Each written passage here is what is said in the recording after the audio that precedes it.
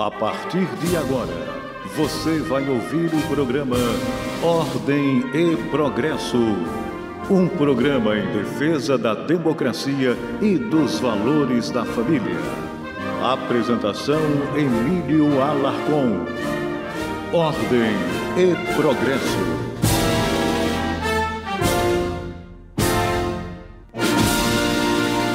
Boa tarde, Brasil. Boa tarde aos ouvintes da Rádio Metropolitana 1090 AM. Começando aqui mais um programa Ordem e Progresso. Professor e sociólogo Robson Augusto aqui presente na mesa. Jornalista Alarcon, do Grupo Pesadelo de Qualquer Político. E hoje com o nosso entrevistado aqui, o convidado especial, o maestro, senhor José Paulo, suboficial da Marinha do Brasil, e também trouxe um aluno dele aqui, guerreiro Tiago, presente aqui conosco. Boa tarde, pessoal, sejam bem-vindos. Boa tarde para todo mundo de casa, para o pessoal aqui do estúdio, para o J. Paulo, que vai trazer algumas novidades aqui interessantes sobre o mundo da música, voltado para o amparo social, né? Voltado para a conquista dos jovens aqui do Rio de Janeiro. Boa tarde, mesa. Boa tarde, Rádio Metropolitana. Boa tarde todos os ouvintes da Rádio Metropolitana. E um abraço especial ao nosso maestro aqui, José Paulo, que hoje vai dar uma aula pra gente aqui do que é a gaita de folha. Boa tarde à mesa. Boa tarde, ouvintes da Rádio Metropolitana. Para nós, né, do Brazilian Pipe, é um prazer imenso estar aqui podendo retratar um pouquinho de nossa história e um pouquinho da arte musical e da gaita de folha. Boa tarde à mesa, boa tarde, muito obrigado pelo convite. Quero agradecer a todos aqui pela presença, sejam bem-vindos e vamos começar aqui com as notícias da semana. E agora, Emílio Alarcon e seus convidados debatem os assuntos mais importantes da semana. Estado de Minas. A União Europeia é o inimigo, declara Donald Trump. O presidente dos Estados Unidos, Donald Trump, afirmou que a União Europeia é o inimigo devido ao que faz com seu país no comércio. A declaração foi dada em entrevista à emissora CBS, quando o americano foi questionado sobre quem seriam os maiores competidores e inimigos de Washington globalmente. Acho que temos muitos inimigos. Acho que a União Europeia é o inimigo, com o que faz no comércio. Você não pensaria na União Europeia, mas eles são um inimigo, respondeu Trump. A Rússia é um inimigo, em alguns aspectos. A China é certamente um inimigo, economicamente, mas isso não significa que eles são ruins. Não significa nada, significa que são competidores. Eles querem ir bem e nós queremos ir bem.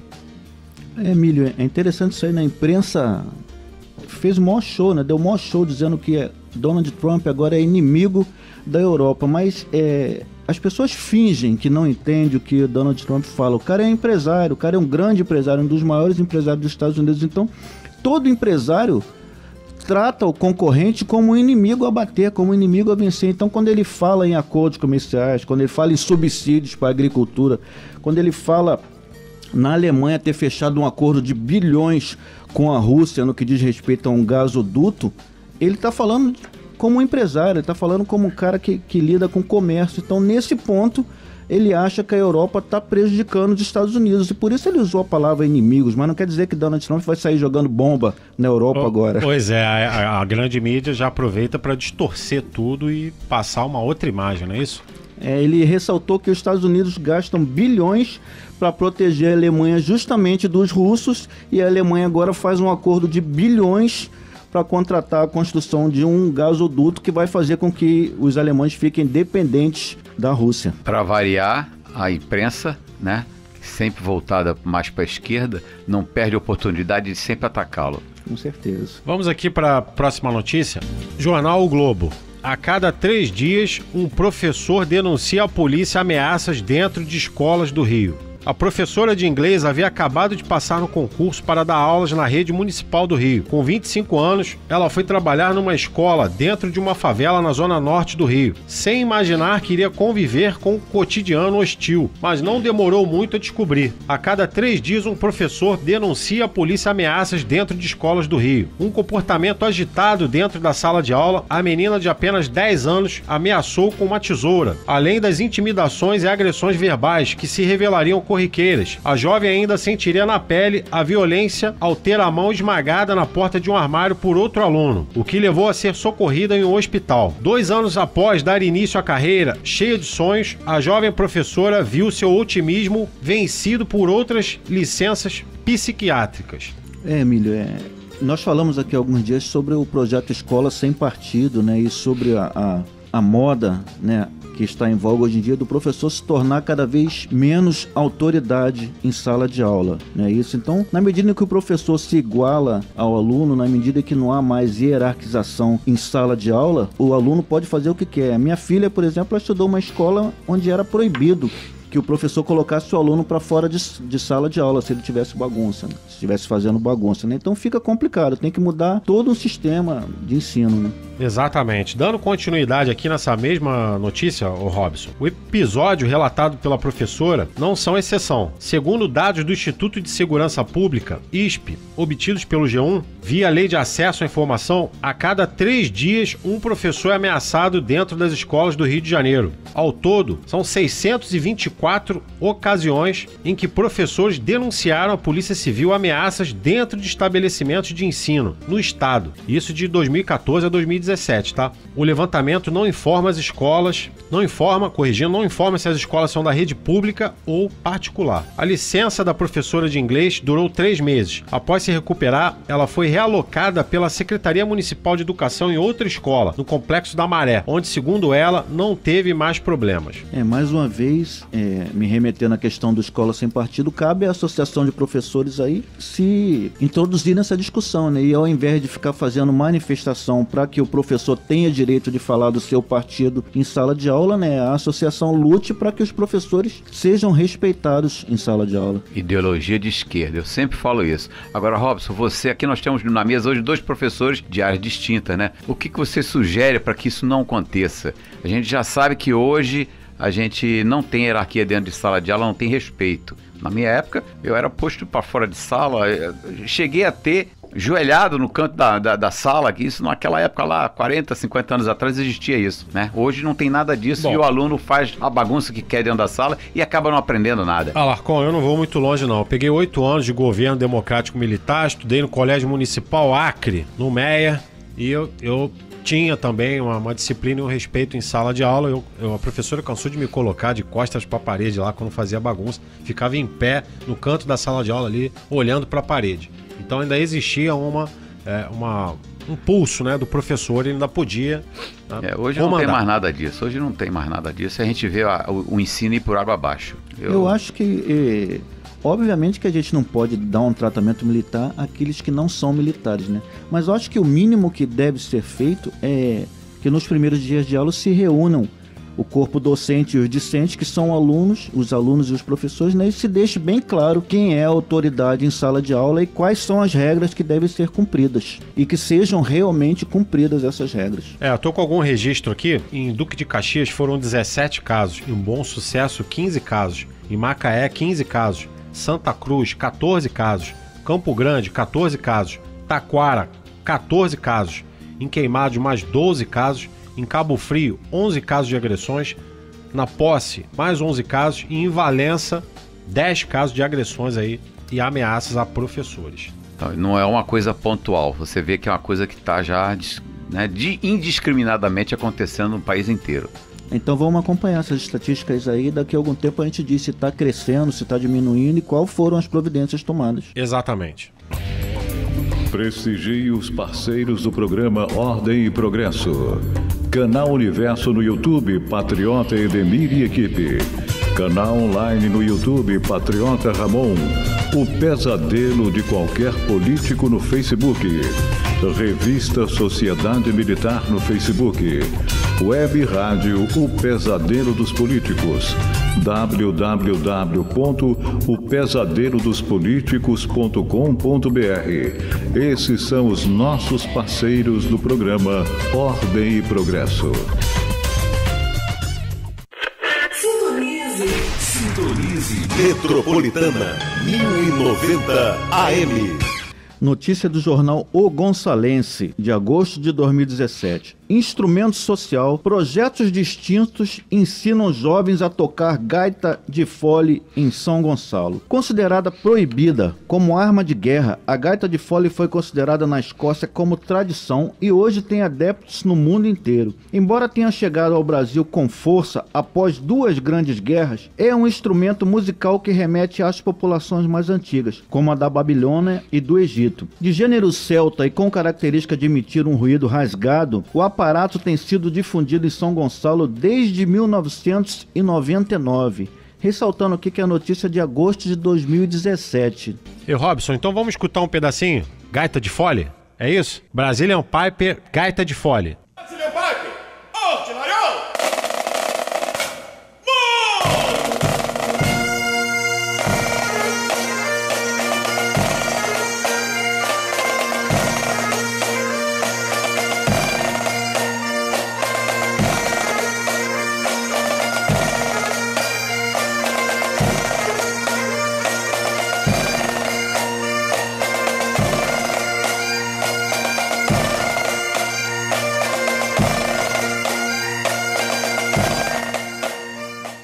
Muito interessante, tem que ressaltar aí que tem uma caixa tocando atrás também. E eu já tive em vários eventos militares e não militares e me dei de cara, né? Me deparei com a Brazilian Piper participando, né? Com destaque dos eventos. E vários eventos, se não me engano, no final de semana foram 3 eventos e a Brazilian Piper compareceu aos 3 eventos. Ou seja, a banda é muito conhecida aqui no Rio de Janeiro. Já vi reportagem no SBT. Se eu errar, me corrija, mas eu já vi no Faustão. Luciano Huck. E eu estava conversando aqui com o J. Paulo. Talvez ele não saiba, mas um dos vídeos dele no YouTube, gravado no Teatro Municipal, se não me engano, foi Game of Thrones, a participação deles, teve quase 70 mil visualizações, ou seja, um Maracanã inteiro ali sentado assistindo a Brazilian Piper tocar a gaita de fole, que para nós há algum tempo era um instrumento desconhecido, com os caras vestidos de saia. Né?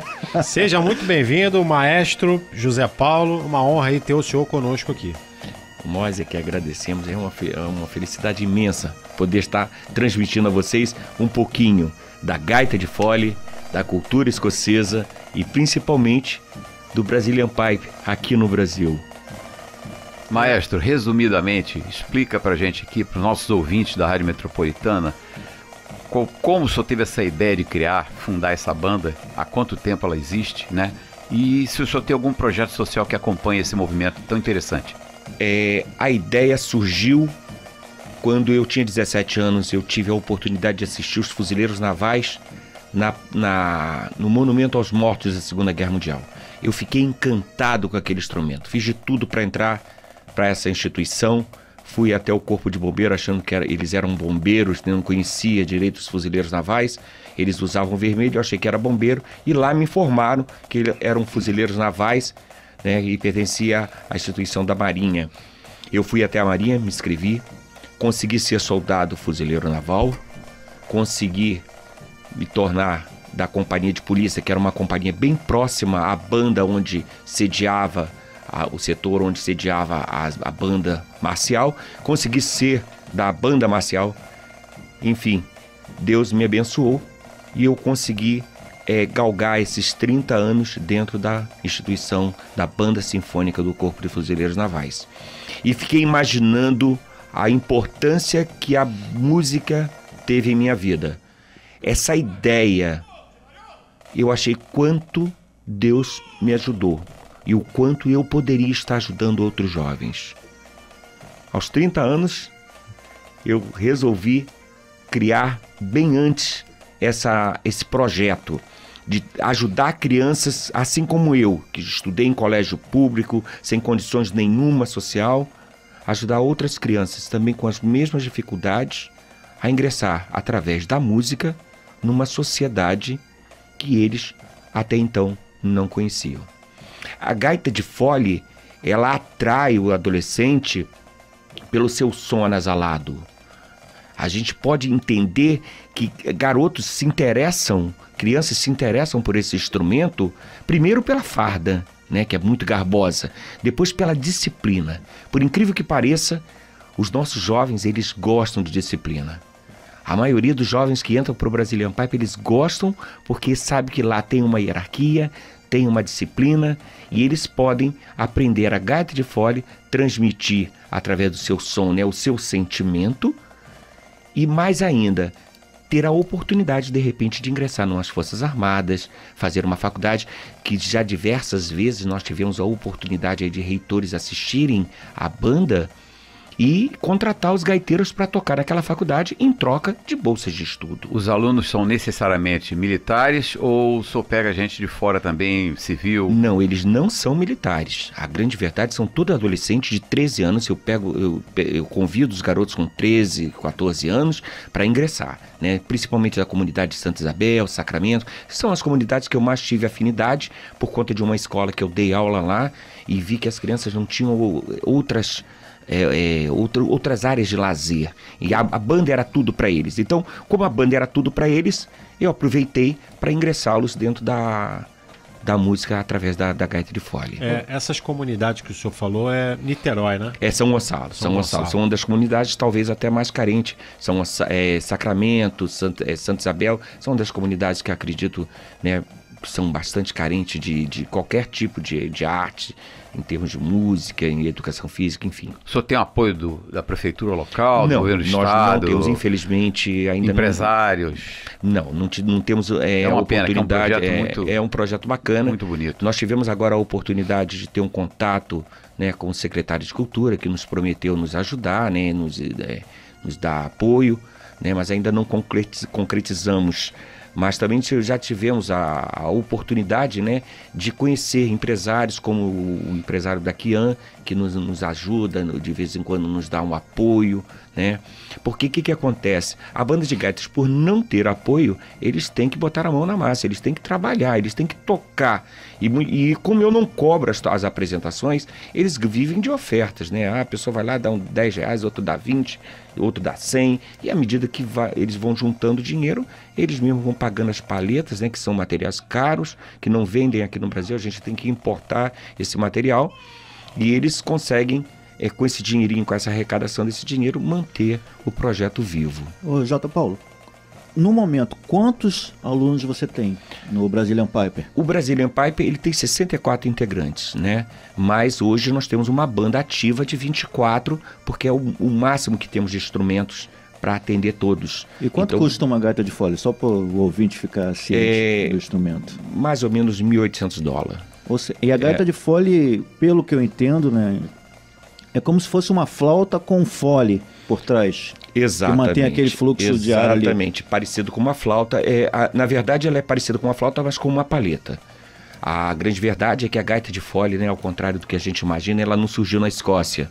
Ela surgiu no Egito, no berço da civilização. Os homens tinham o costume de tocar uma flauta anasalada com uma palheta dupla, e outros homens tocavam uma espécie de chifre chamado chofar. A ideia de atrelar esses dois instrumentos surgiu na necessidade de ser empregado somente um homem, e esse instrumento deu certo. Eles acoplaram esses dois instrumentos a um fole feito de pele de carneiro, e depois foi empregado nas guerras, né, nas suas invasões. Inclusive os romanos que levam para a Europa a gaita de fole. Ou seja, é um instrumento caro, $1.800 cada gaita. O senhor falou que tem 24 componentes na banda, né, ativos, né? Sim. Se tivessem mais instrumentos, mais equipamentos, poderia aumentar a capacidade? Com toda certeza. Nós teríamos aí, inclusive eles trocam gaita, né? Até os outros integrantes, nós não temos 24 gaitas, nós temos 16 gaitas, mas eles vão revezando, né? Cada duas crianças usam uma gaita só. A grande verdade é que deveria ser uma gaita para cada um. Instrumentos com valor de mercado de mais de R$5.000, é isso? Acredito que sim, é exatamente isso. Que é uma vergonha. Mais o processo de importação que fica caro. A falta de apoio. Não, mas eu andei dando uma pesquisada, parece que o senhor também fabrica esses equipamentos, né? O que aconteceu? No começo, com o interesse das crianças, eu não tinha o instrumento, eu fui obrigado a fabricar. Né? Eu fabricava gaita, fabriquei 4, depois fabriquei mais 2 e fui fabricando.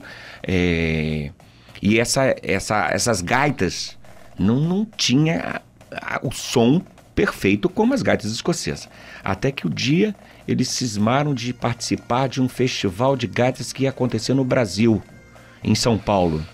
Fizeram vaquinha, reuniram, não mediram esforços, tivemos o apoio de um coronel de exército, né, o coronel Lima, Luciano Lima, que foi assim uma espécie de pai, padrinho e amigo, abraçou o grupo, né, e se apaixonou pelo grupo e levou, né, conseguiu a hospedagem para essas crianças lá em São Paulo, no exército de lá. E com isso, os gaiteiros do mundo inteiro assistiram o Brazilian Piper tocando umas gaitas rudimentares, músicas brasileiras, com instrumento tipicamente escocês. Isso deu a eles uma visibilidade muito grande, ao ponto de uma banda em São Paulo doar 16 gaitas, que são as 16 gaitas que possuímos atualmente. Foram doadas por uma outra banda chamada Brasil Caledônia, uma das melhores bandas que eu já pude presenciar no Brasil de gaitas de fole.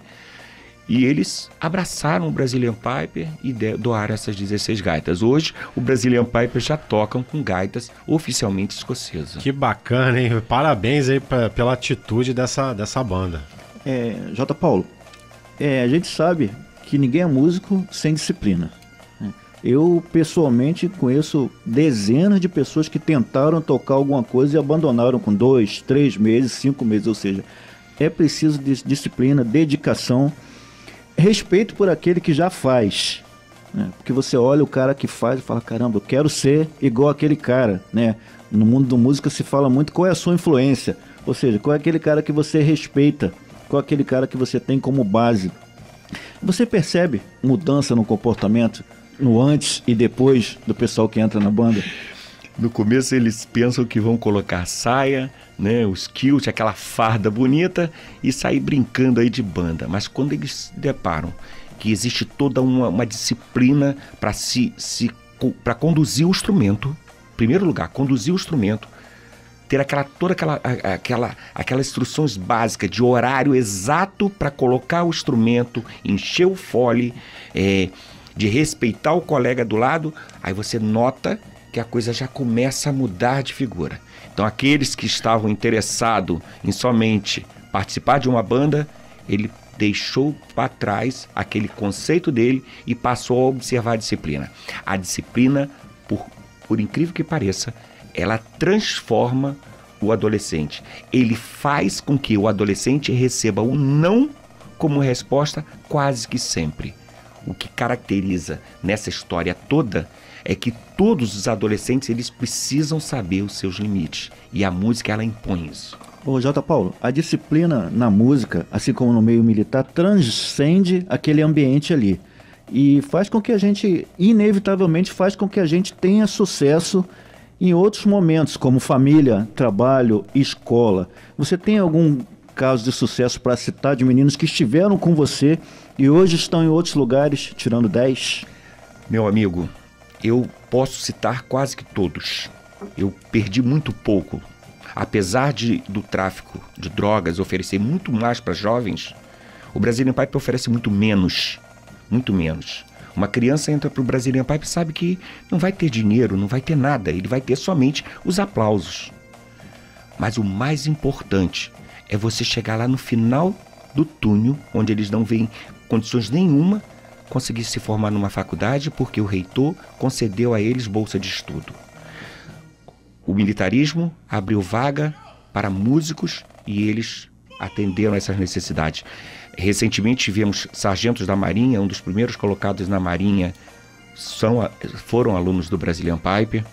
Hoje o Exército Brasileiro abriu vaga para gaiteiros. É a primeira instituição, apesar dos fuzileiros navais possuírem gaita de fole há muitos anos, o Exército Brasileiro, o ano passado, abriu vaga para gaiteiro, ou seja, eles abriram vaga especificamente para alunos que conseguem tocar aquele tipo de instrumento, que é a gaita de fole. E nós tivemos a oportunidade aí, né, de colocar o primeiro colocado, o segundo colocado, o quarto colocado, o quinto colocado, alunos de São Gonçalo, daquela periferia de São Gonçalo, que não tinham chances nenhuma de ser nada, hoje estão servindo no batalhão de guarda presidencial lá em Brasília, fazendo parte de uma das maiores bandas do nosso país. E estamos aqui com o Thiago, né, que é um aluno aqui do maestro J. Paulo, da Brazilian Piper. Thiago, diz pra gente aqui como é que é esse projeto, como é que você entrou, o que você acha, como funciona.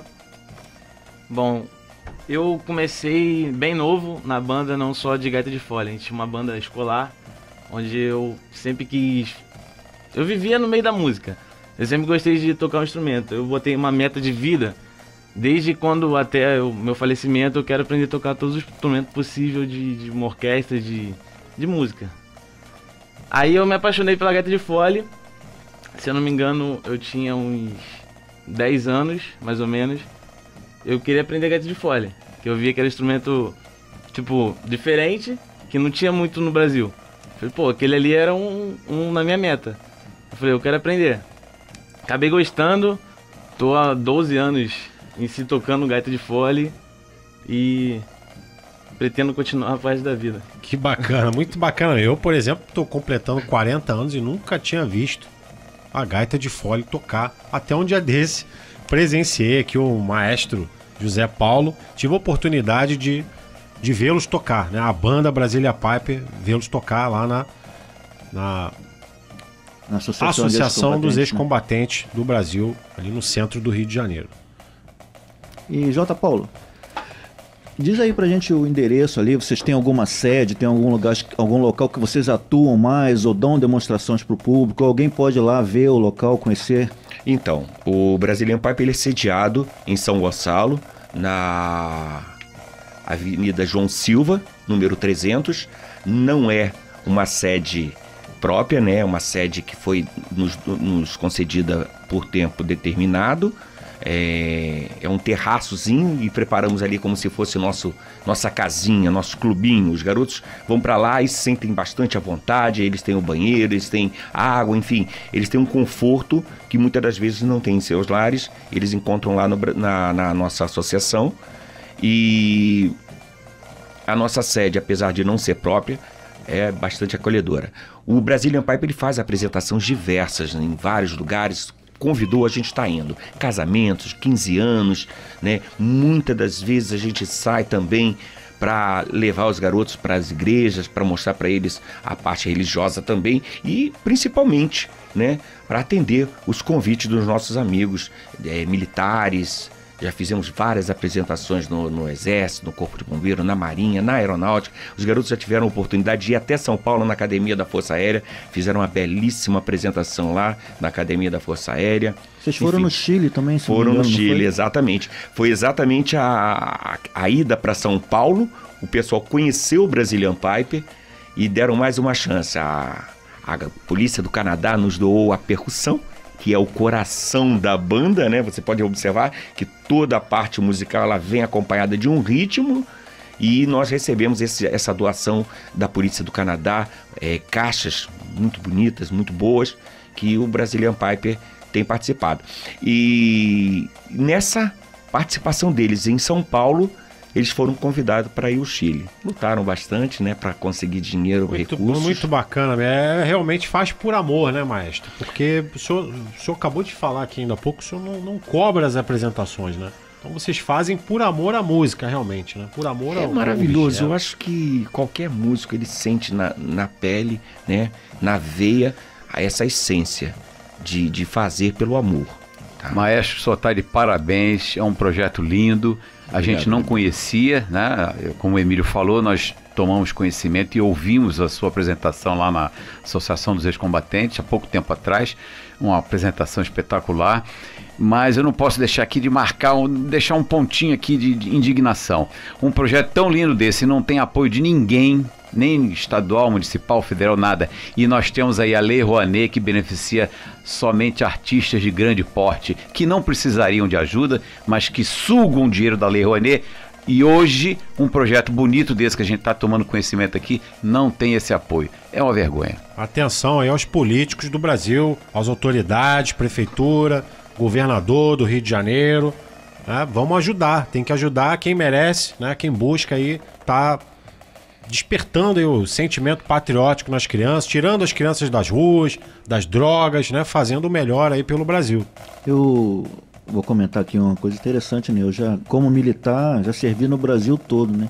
E interessante que alguns anos atrás eu tinha lido que o brasileiro, não tem uma sensibilidade musical muito apurada, apesar de ter uma musicalidade inata, que o brasileiro não tinha uma sensibilidade musical muito apurada, e eu tenho percebido que isso tem mudado rapidamente. E por onde eu tenho passado, eu tenho visto músicos militares na ativa ou que já saíram da ativa se empenhando em projetos sociais, ensinando música, ensinando sensibilidade musical. A gente tem visto essa coisa mudar drasticamente. Músicos em todos os lugares, e quase todo mundo que eu tenho visto tem aprendido com gente oriunda das Forças Armadas. Eu mesmo aprendi alguma coisa com gente que saiu. Pois é, infelizmente o nosso tempo aqui já está esgotado. Tinha muito mais coisa aqui para conversar com o maestro, com o Thiago aqui, que é um aluno dele, que está aqui presente também. Vamos deixar aqui o convite aberto aqui para o senhor retornar aqui com a gente quando for possível. Com a banda toda, vamos trazer a banda aí para a gente ouvir uma apresentação ao vivo aí. Vai ser muito bom. Queria agradecer a sua presença, a sua participação, o Guerreiro Thiago aqui também. E já deixar um convite aí para uma próxima vez, porque tinha muito mais coisa aqui para a gente falar, mas infelizmente a gente ficou sem tempo já. Eu tô sabendo que tem um grupo planejando aí uma reinauguração de certa praça do ex-combatente que fica na sua região. O pessoal está pretendendo fazer uma manutenção, tentar conscientizar a população local que aquilo ali não pode ser afrontado, que as pessoas que representaram o Brasil na Segunda Guerra Mundial, né, não podem ser afrontados ali quando você destrói aquele patrimônio. Então, na reinauguração, eu creio que Robson, nós vamos ver você lá. O Robson falou, tem um grupo aí, vamos dar nome aos bois. Eu sou o representante do grupo, é o pesadelo de qualquer político, vai correr atrás de um patrocínio pra gente botar aquela praça em ordem, e nessa oportunidade gostaríamos da presença da banda completa lá. Com toda certeza, o Brazilian Pipe vai estar lá na inauguração da nossa praça, sim. A pracinha do ex-combatente merece o carinho da população para conservação daquele patrimônio, né, que marca a história de São Gonçalo. Exatamente. Canhão, tanque de guerra, âncora, mina, mina marítima, bateria antiaérea, o pessoal, esses pichadores, né, digamos assim, essas pessoas que não respeitam nada nem ninguém, nem o muro de ninguém, nem nenhuma obra de arte, né, e está precisando realmente. Vamos fazer o máximo possível, o esforço para poder conseguir um apoio e lá restaurar as peças, né? A história do Brasil, né? Que ali é uma homenagem aos ex-combatentes, aos heróis do Brasil, né? Não pode ficar do Estado do jeito que está lá, largado lá e pichado. Enfim, tentaram depredar, né? A gente vai lá fazer a nossa parte aí, tentando restaurar. J. Paulo, muito obrigado aí pela sua participação. Guerreiro Thiago também, deixa um grande abraço aqui para vocês. Obrigado aí por participar aqui do programa Ordem e Progresso. Obrigado.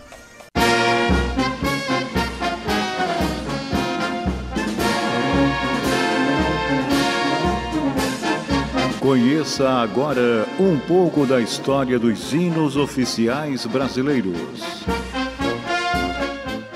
A verdadeira história sobre o toque de silêncio. Se alguém já esteve em um funeral militar e ouviu a sua execução, provavelmente deve ter sentido uma sensação de tristeza profunda. Aquele nó que não desata da garganta, ou até mesmo algumas lágrimas reprimidas que, por vez ou outra, ameaçam se insinuarem.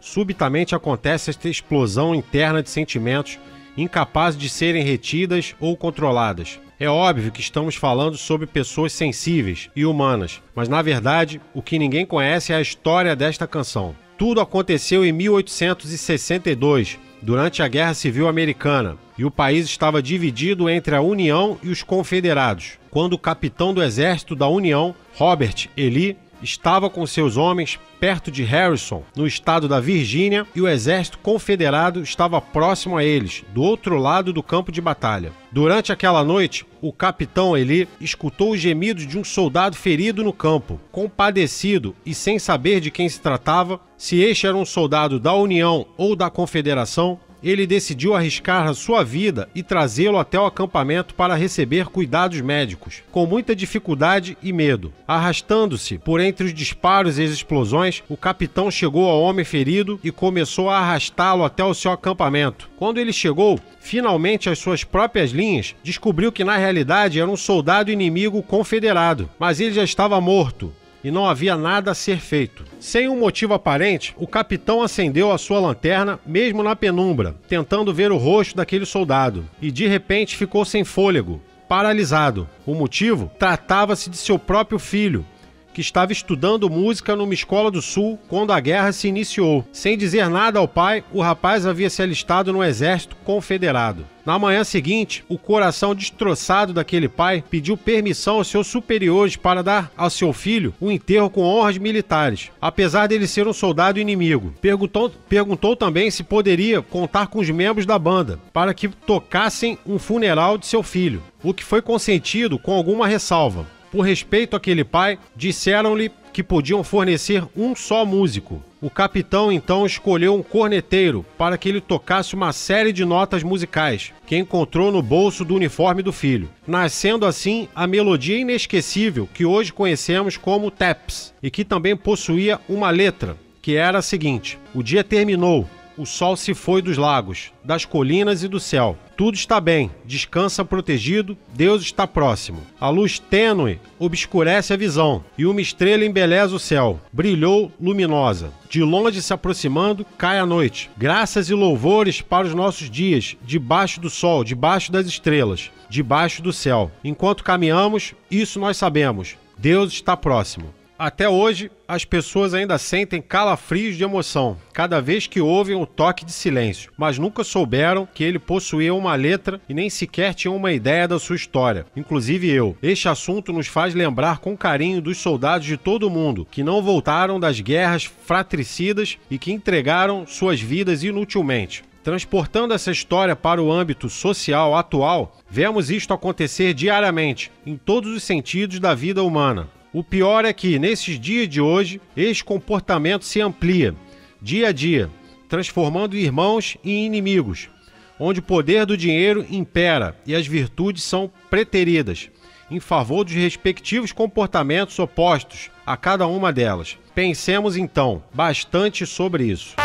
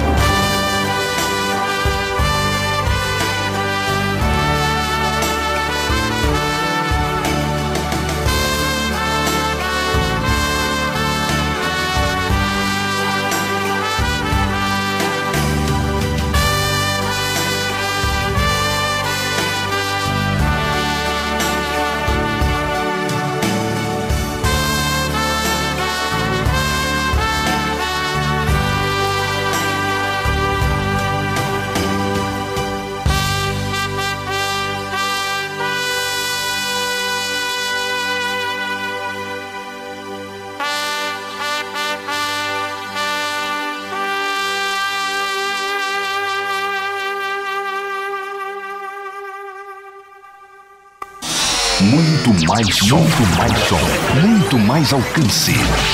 Esta é a Metropolitana. Você pode sintonizar a qualquer hora, em qualquer lugar. Prestigie os parceiros do programa Ordem e Progresso. Canal Universo no YouTube, Patriota Edemir e Equipe. Canal online no YouTube, Patriota Ramon. O pesadelo de qualquer político no Facebook. Revista Sociedade Militar no Facebook. Web Rádio O Pesadelo dos Políticos. www.opesadelodospoliticos.com.br. Esses são os nossos parceiros do programa Ordem e Progresso. Sou Cristiane, do Rio de Janeiro, e o Brasil que eu não quero é um Brasil onde educação e saúde não são prioridades. Meu nome é Ezequiel, Pesadelo, Rio Grande do Sul. O Brasil que eu não quero é esse onde o governo não valoriza suas forças armadas sem condições, né? Não dá condições financeiras das forças armadas a fazer o seu trabalho, né? De defender nossas fronteiras, né? Evitar que entrem armas, drogas e etc, né? Muitas coisas que não faz bem para o nosso país, que entram, né, pelas fronteiras. E o nosso exército sem condições financeiras, né, de fazer esse trabalho de proteger, né. E o Brasil que eu não quero também é esse que sucateou a nossa polícia, né, sucateou a saúde sucateada, a educação sucateada, né. Esses políticos terminaram com o nosso país. E o Brasil que eu não quero é esse, né, que estão terminando com o nosso país e não pensam no povo, né? Estão destruindo o povo, que o nosso país, o nosso Brasil é o povo brasileiro que faz esse país. E os políticos estão destruindo o povo, estão destruindo o nosso país, né? E esse é o Brasil que eu não quero. Meu nome é Luiz Fernando, moro em São João de Meriti, Rio de Janeiro. O Brasil que eu não quero é um Brasil onde um preso possa concorrer às eleições. O Brasil que eu não quero é um Brasil onde haja tanta corrupção. Um Brasil que eu não quero é um Brasil onde a mídia dá mais valor para o vagabundo do que para a polícia. Dá mais valor para o vagabundo do que para o cidadão de bem. Um Brasil que eu não quero é um Brasil que vire uma possível Venezuela. Todos na rua, patriotas, vamos nos esforçar para fazer da nossa nação um país melhor. Para os nossos filhos, para os nossos netos, para a nossa família que está por vir. Coruja JF, São Paulo, Taubaté. Seguinte, o Brasil que eu não quero é esse Brasil com esse estado obeso que não produz absolutamente nada, com a carga tributária de 30%, 40%, 50%, espoliando o rapaz, a moça que trabalha, o empresário que empreende, o agricultor que cultiva, que colhe, que transporta. E aí não sobra dinheiro no bolso dele para ele poder fazer as suas coisas, porque tem que pagar imposto para alguém, para algum funcionário público existir num departamento, num setor, num estatal, num setor público que não era nem para existir. Então o Brasil que eu não quero é um Brasil com 48 setores, 50 setores, 70 setores. Eu quero um Brasil com 5, 8 setores, com um Brasil com 20% de carga tributária e não com 50% de média de carga tributária. O Brasil que eu não quero é esse Brasil que está aí hoje. Aqui é Aureliano Gonçalves do Espírito Santo. O Brasil que eu não quero é um Brasil sem os 3 poderes: o Congresso Nacional, o Executivo e o Supremo Tribunal. Esse é o Brasil que eu não quero. Sou o patriota Saulo Nogueira. Moro no estado do Amazonas, nascido aqui na cidade de Manaus. E o Brasil que eu não quero é ver as nossas crianças sendo doutrinadas por professores ou professoras comunistas, cujos mesmos não somam com o Brasil, mas diminuem com a nossa querida e amada nação brasileira, pois os mesmos só ensinam contrariedades aos valores morais e éticos e sociais para as nossas queridas e amadas famílias brasileiras, cujos mesmos malditos comunistas pregam uma tal ideologia de gênero, dizendo nas escolas que o menino não nasce menino e a menina não nasce menina. Isso, para mim, como para todos nós que somos conservadores, é um absurdo e nós não aceitaremos. Portanto, fora ideologia de gênero. Áurea dos Santos, Sapiranga, Rio Grande do Sul. O Brasil que eu não quero para mim é este Brasil com o SUS falido, onde vamos consultar e não tem médico, onde o povo morre nas filas de hospital. Eu tenho uma amiga em fase terminal e tá ganhando negado do SUS. É isso que eu não quero. Meu nome é Ionara, eu moro no estado de Santa Catarina. O Brasil que eu não quero é o Brasil do desrespeito. Quando nós respeitamos as diferenças, nós não nos agredimos. Quando respeitamos os pontos de vista alheios, nós não precisamos brigar. O respeito é fundamental. Cada um tem o direito de escolher que caminho seguir. Se os políticos do nosso país respeitassem a nação brasileira, nós não estaríamos na situação que nós estamos hoje. Eu desejo imensamente que o nosso país, que os brasileiros aprendam primeiramente a respeitar pontos de vistas distintos, diferentes, e acreditem na nação brasileira, que é riquíssima e que vai dar a volta por cima. Boa tarde, aqui é Jefferson, do estado do Paraná. O Brasil que eu não quero é o Brasil onde a corrupção, a impunidade e os desmandos de instituições que não representam o Brasil continuem envergonhando a todos os brasileiros. Realizações da época do governo militar.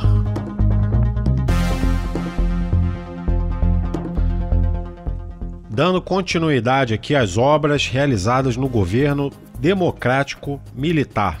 Construíram a ponte mista de Marabá, Pará, sobre o rio Tocantins, em Marabá, Pará, com 2.340 metros de extensão. Construiu-se o porto de Itaqui, Maranhão, iniciado em 1966 e concluído em 1972. Construiu-se o terminal marítimo de Ponta da Madeira, 1977 e 1981, para o embarque do minério de Carajás. Criou-se a Sudam, onde havia ainda créditos e incentivos diferenciados para levar o progresso à Amazônia Legal. Pesquisem também Suframa. Criaram a Zona Franca de Manaus, que gera até hoje dezenas de milhares de empregos. Olhem o que é Manaus hoje. Criaram a Telebrás. Interligou-se o Brasil inteiro através de telefonia, via sistema de micro-ondas. Integraram o Brasil através de sinal de TV, por meio desta rede de micro-ondas, primeiramente em preto e branco, mas logo após passando a ser transmitida a cores. Ligaram o Brasil ao mundo via satélite, Intelsat, 1967. Em 1985, o Brasil lançou o primeiro satélite de comunicações construído no Brasil, o BrasilSat, lançado por um foguete francês chamado Ariane, na base francesa das Guianas. Construíram e entrou em operação em 1969 a Estação Terrena de Comunicações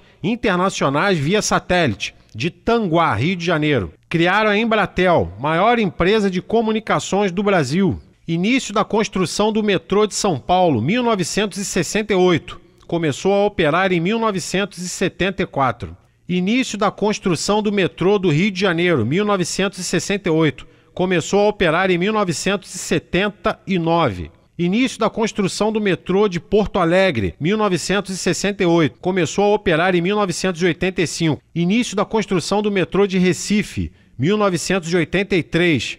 Começou a operar em 1985. Duplicou-se a rodovia Rio-São Paulo. Construíram a Embraer, em São José dos Campos. Pesquisem sobre o que era a Embraer hoje. e incentivou-se o plantio da soja no Brasil, da qual somos hoje o segundo maior produtor mundial. Pessoal, não dá para falar tudo, a cada programa a gente vai falando um pouquinho, né? Mas dá para vocês terem uma ideia aí de quem realizava realmente, de quem fazia alguma coisa pelo povo, né? Hoje a gente só vê os governantes aí, na maioria, na sua grande maioria, também não vou generalizar, né, preocupados com o seu próprio bolso, né, com seus próprios problemas, né? Eles não estão preocupados em ajudar a população, estão preocupados ali em benefícios próprios, em legislar em causa própria.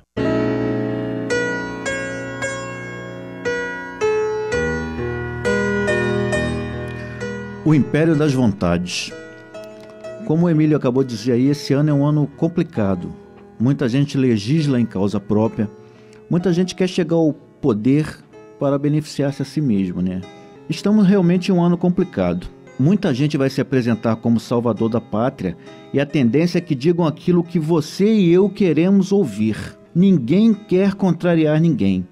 Mas isso não é novo. Desde o passado existe gente que cresce à custa de dizer não aquilo que precisamos ouvir. Eles dizem o que nos agrada, que não necessariamente é o que vai nos fazer bem. A Bíblia Sagrada tem uma palavra importante sobre isso. Na carta do apóstolo Paulo ao jovem Timóteo, no capítulo 3, lemos: sabe, porém, isso, que nos últimos dias sobrevirão tempos trabalhosos, porque haverá homens amantes de si mesmos, avarentos, presunçosos, soberbos, blasfemos, desobedientes de pais e mães, ingratos, profanos. E no capítulo seguinte lemos ainda: porque virá um tempo em que não suportarão a sã doutrina, mas tendo coceira nos ouvidos, amontoarão para si doutores conforme a própria cobiça. O apóstolo Paulo, nesse texto, advertia Tiago, hoje conhecido como São Tiago, sobre o que aconteceria no mundo. Os homens não suportariam mais ouvir a verdade, chamada por Paulo de sã doutrina. Os homens buscariam então mestres, supostos sábios, que lhes dissessem que estão sempre corretos em seu comportamento. De sábios nada tinham essas pessoas. Queriam apenas cativar uma plateia, manter pessoas presas, escravizar partidários, manter milhares de seguidores. Hoje o sábio mais amado é o que diz: não tem nada a ver, cara, pode continuar usando isso aí, pode continuar bebendo, pode continuar fazendo, não tem nada a ver. Essas são as pessoas mais amadas hoje em dia. E a profecia de Paulo realmente se tornou realidade. Pouca gente hoje aguenta ser ensinado, ser repreendido. Quase ninguém quer ouvir a verdade. Mesmo ao se tratar com crianças, fica cada vez mais difícil dizer que estão erradas. Há poucos minutos falamos aqui sobre os professores agredidos. Está difícil até dizer para as crianças que o que elas estão fazendo é errado. No mundo de hoje, a verdade se tornou relativa. E o que é para você pode não ser para outra pessoa. Tudo hoje é relativo, até mesmo as leis da natureza. Hoje você vê um cara que é um homem, nasceu com uma parte genital característica dos homens. As leis da natureza e a biologia dizem que o cara é um homem, mas ele insiste em dizer que é uma mulher. E ai de quem ousar discordar dele, pode ser até processado. No mundo de hoje, tudo pode ser relativizado, menos a vontade das pessoas. O mundo atual pode ser conhecido como o império das vontades, não mais o império das verdades ou o império das virtudes. O que manda hoje é a vontade, não a verdade. Por falar em verdades, uma das grandes verdades, com certeza a maior e mais importante, tem sido cada vez menos dita. Talvez também por medo de que alguém saia ofendido.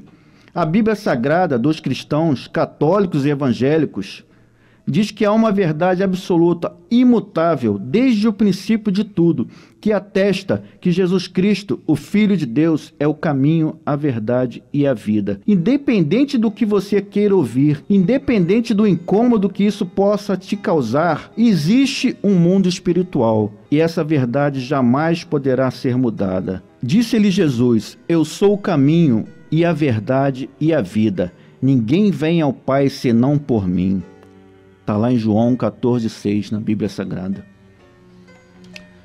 É isso, pessoal. Chegamos ao fim aqui de mais um programa Ordem e Progresso. Gostaria de agradecer ao maestro José Paulo, ao seu aluno Tiago, né, o maestro da Brazilian Piper, professor e sociólogo Robson Augusto, jornalista Alarcon, do grupo Pesadelo de Qualquer Político. Gostaria de agradecer aqui aos guerreiros que estão ajudando aqui, divulgando, compartilhando, mandando mensagem: Diva Soares, Maria Medeiros, Mônica Lanzilotti, Magno Neri, Dante, Billy Bilão, Antônia Paula, William Gonçalves, Elba Santos, Maria Antonieta, Luiz Ferreira, Paulo Pará, Isaac Salazar, Sandra Moulin. Um grande abraço aí. Deixa o e-mail aqui da rádio, programa ordemprogresso@gmail.com. Telefone aqui de contato, WhatsApp 21 99 corrigindo 882-6624 99882-6624. Brasil acima de tudo e Deus acima de todos.